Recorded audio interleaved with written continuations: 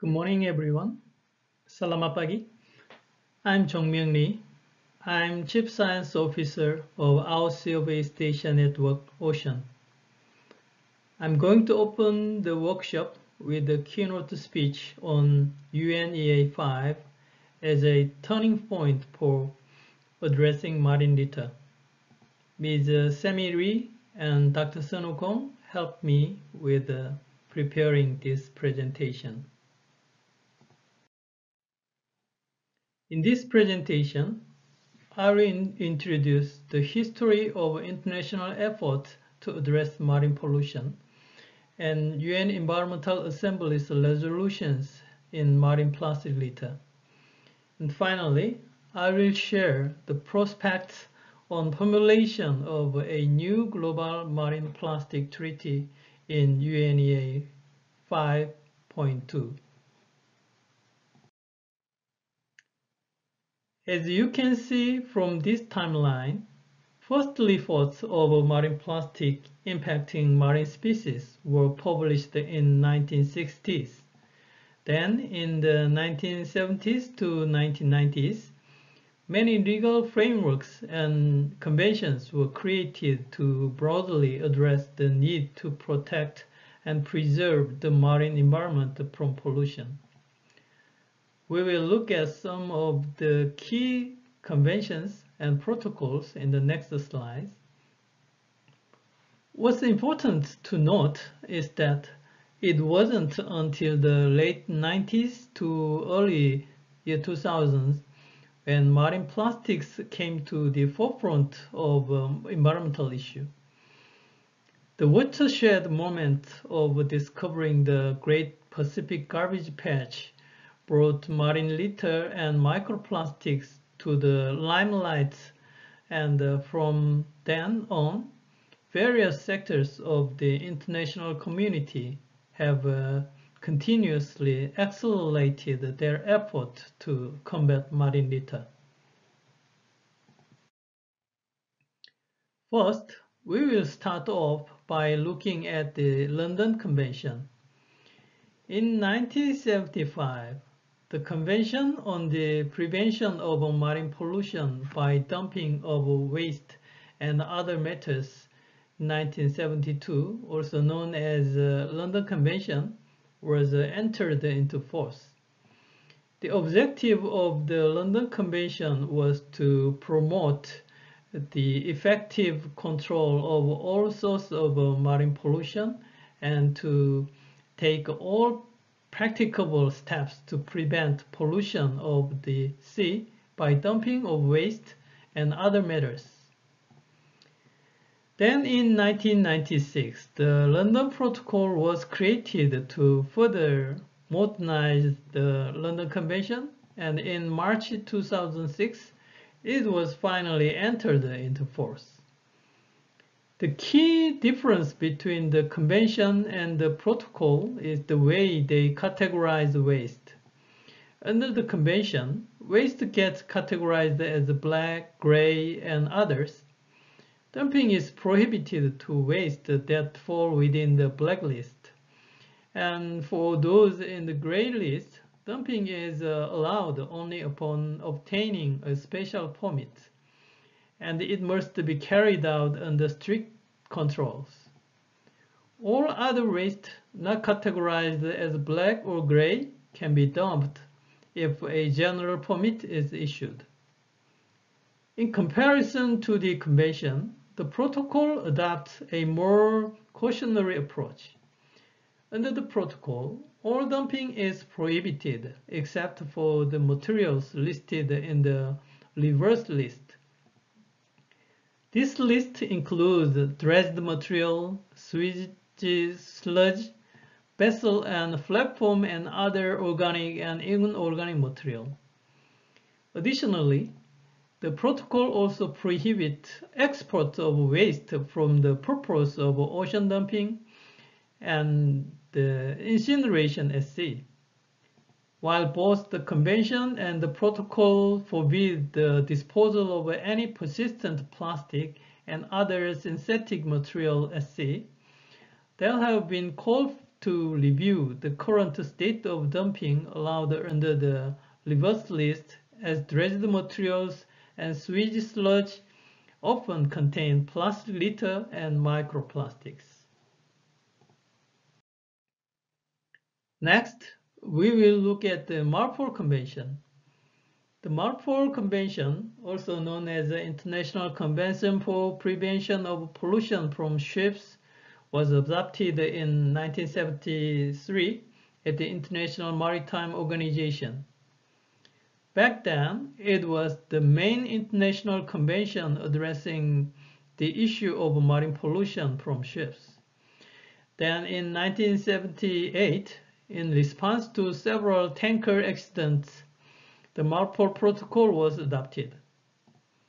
That same year, the Marpol Convention was subsumed by Marpol Protocol, and then in 1983, the Marpol Protocol was entered into force. In the context of marine plastics, Marpol Protocol's most important amendment was Annex 5, which imposed a complete ban on all forms of plastics into the sea. Annex 5 was entered into force in 1988, and it was revised in 2013. In its revision, Annex 5 defined what constitutes as garbage.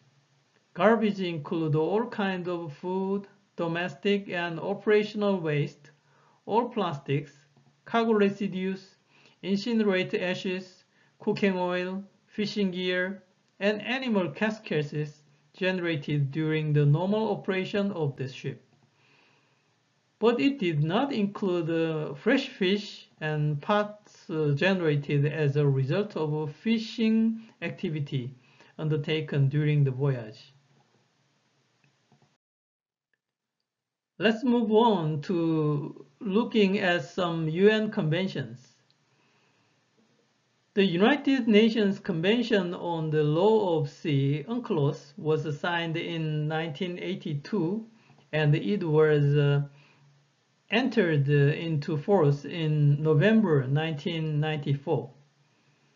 UNCLOS has been an invaluable international instrument governing matters relating to ocean space, maritime issues such as navigational rights and limits, scientific research on marine environment, and dispute settlement. Provisions of the 1982 Convention were particularly important in creating customary international law that are still applicable today. Under Article 192 and Article 194, it imposes an obligation on states to protect and preserve the marine environment by taking on all necessary measures to prevent, reduce, and control pollution of the marine environment from any source. And in Article 207, UNCLOS also urged states to adopt laws and regulations to prevent, reduce, and control pollution of the marine environment from land-based sources. However, it is worth noting that despite these provisions addressing the issue of marine pollution, some experts has noted that the broad-brushed measures are general in nature and lack specificity necessary for practical solution to mitigate marine litter. Around the same time as UNCLOS, the Convention on Biological Diversity, CBD, was entered into force in December 1993 with three main objectives. First, conserving biological diversity. Second, ensuring sustainable use of components of biological diversity. And third, equitable sharing of the benefits that arise out of utilizing genetic resources. To address the impact of marine debris on marine and coastal biodiversity, the CBD held its 13th meeting in December 2016, and the Conference of the Party adopted Decision 1310 urging the parties to take appropriate measures to reduce the impacts of marine debris and the anthropogenic underwater noise on marine and coastal biodiversity. In the 15th meeting of the CBD, scheduled on October 2021, parties are expected to adopt a framework to implement the 2050 vision of living in harmony with nature.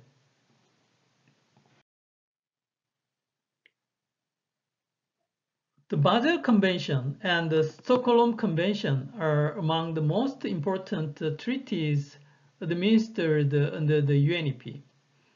The Basel Convention on the control of transboundary movement of hazardous waste and their disposal, adopted in March 1989, is the most comprehensive international environment treaty on hazardous and other wastes.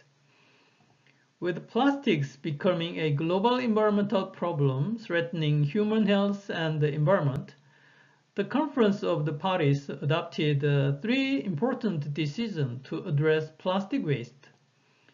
In Decision BC 1317, the Conference of the Parties adopted the work program of the open-ended working group that urged the Convention to further address marine plastic litter and microplastics in relation to the work of UNEA regarding marine litter.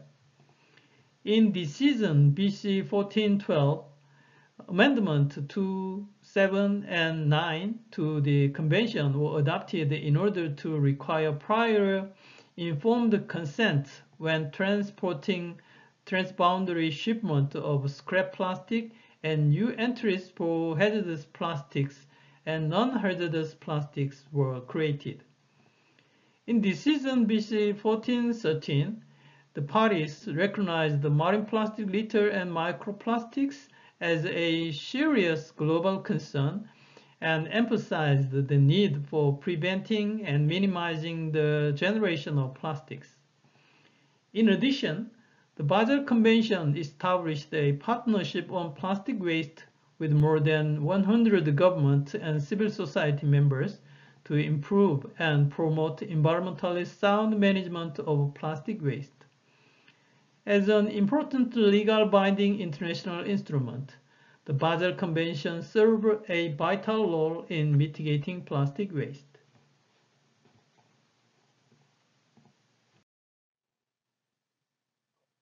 The Stockholm Convention on Persistent Organic Pollutants were adopted in 2001 and entered into force in May 2004. The purpose of the Stockholm Convention was to primarily protect human health and the environment from persistent organic pollutants, also known as POPs. Studies have shown that exposure to POPs can lead to serious health concerns that can manifest in the form of cancers, birth defects, and damage to our nervous systems. To address the dangers and to limit the use of POPs, the Stockholm Convention established a global monitoring plan for POPs and required the parties to take active measures to eliminate or reduce the release of POPs into the environment. Several experts have indicated that POPs monitoring efforts under the Stockholm Convention could be a valuable resource when monitoring marine plastics. POPs often found in organic matter such as seabed sediment are easily absorbed by plastics, and therefore reducing marine plastic would evidently lead to reducing POPs in marine environment. The Global Program of Action for the Protection of the Marine Environment from Land-Based Activity, GPA, was created as a non-binding instrument in hopes to provide a unique intergovernmental mechanism combating land-based pollution threatening marine environment. Established in 1995 and adopted by 108 countries and that the European Commission, the GPA is primarily implemented through government actions that form partnership with the stakeholders, non-government organizations, public organizations, and private sectors. GPA assists these government actions by working in tandem with the three global partnerships on marine litter, nutrient management, and waste management. Every 5 years, GPA holds an intergovernmental review meeting for governments and stakeholders to review the status of GPA implementation and to decide on action that need to be taken in order to strengthen implementation. The latest IGEL meeting was held in Bali in October 2018. The 5th International Marine Debris Conference was held in Honolulu, Hawaii in March year 2011. The conference, co-organized by UNEP and NOAA, invited experts, governments, and corporations to engage in a cross-sectoral approach to help reduce marine debris by sharing technical, legal, and market-based solutions. During its conference, participants adopted the Honolulu Commitment, which also includes the Honolulu Strategy. The Honolulu Strategy is a framework for a comprehensive and global collaborative effort to reduce ecological, human health, and economic impacts of marine debris worldwide.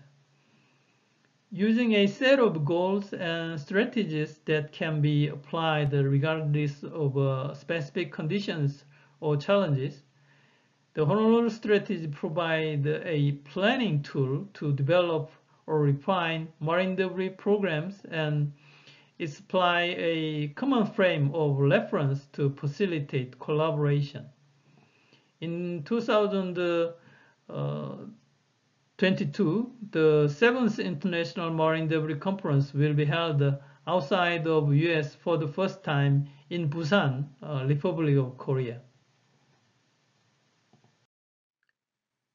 In response to the 2012 Manila Declaration, the Global Partnership on Marine Litter, GPML, was launched at the United Nations Conference on Sustainable Development.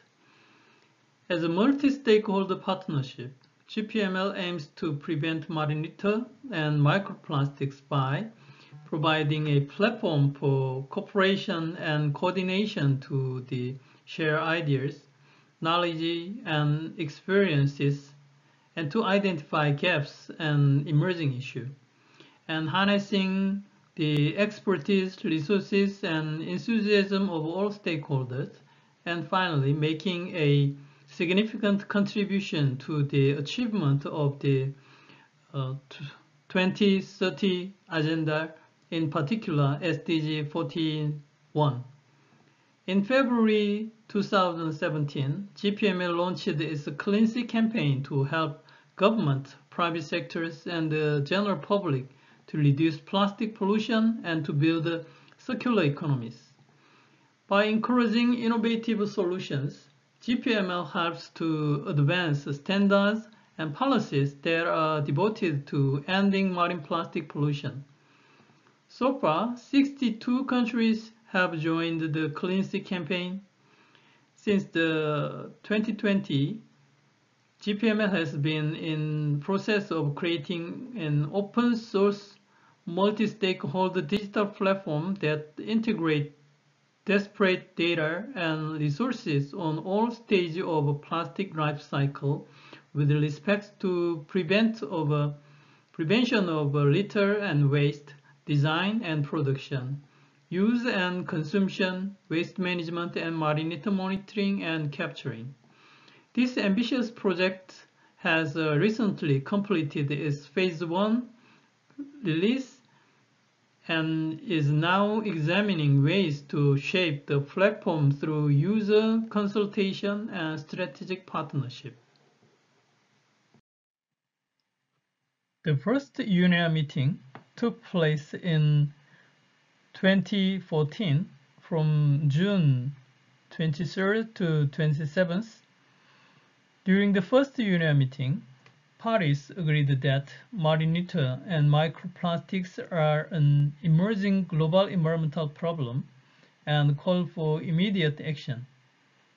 This led to parties passing Resolution 16, the first UNEA resolution on marine plastic debris and microplastics, which highlighted the need for more knowledge and research regarding the harmful impacts of plastics. It also urged the parties to improve waste management practice and to engage in marine debris cleanups. What's important about the UNEA first is that it provided the impetus to develop national and regional action plans specifically on reducing marine litter. The second UNEA took place in May 2016. At UNEA 2, UNEP's report, Marine Plastic Debris and Microplastics, Global Lessons and Research to Inspire Action and Guide Policy Change was introduced. This report alerted the parties that the marine debris and microplastics are ubiquitous in marine environment and noted that current efforts are inadequate to combat accumulating microplastics. As a result, the parties passed the Resolution 211 on marine plastic litter and microplastics to encourage the implementation of a product life cycle approach to stress the importance of preventing marine litter and to underscore environmentally sound management of plastic waste. The resolution also emphasized the urgent need for removing marine litter in vulnerable marine and coastal ecosystems and reminded the UNEP to support small island states and least developed countries with appropriate measures to tackle marine litter and microplastics. At UNEA 3 in December 2017, the parties agreed to a long-term zero vision that will prohibit plastic litter or microplastics from polluting the oceans. Upon addressing the effectiveness of global and regional governance, the absence of a global framework effectively dealing with marine litter and microplastics was apparent. The report, Combating Marine Plastic Litter and Microplastics, an assessment of the effectiveness of relevant international, regional, and sub-regional governance strategies and approaches, revealed critical gaps in global governance of marine litter and microplastics. And this led the parties to establish an ad hoc open-ended expert group on marine litter and microplastics in pursuant to Resolution 37 on marine litter and microplastics. Under Resolution 37, parties prioritized waste minimization and environmentally sound waste management, which highlighted the importance of extended producer responsibility and resource mobilization. During the first meeting of the Ad hoc Open-Ended Expert Group, also known as AHEG, on marine litter and microplastics, approximately 270 delegates attended to address the challenges on combating marine litter and microplastics and to identify the most significant barriers. During this meeting, delegates also considered the work of existing mechanisms that address marine litter and even raised the possibility of creating a new global governance structure. Approximately 6 months later, A second AHEG meeting on marine and microplastics was held in Geneva. This meeting was carried out into two workshops where delegates discussed on how to better understand elements related to information sharing, monitoring, and governance regarding marine and microplastics. In March 2019, UNEA 4 was convened.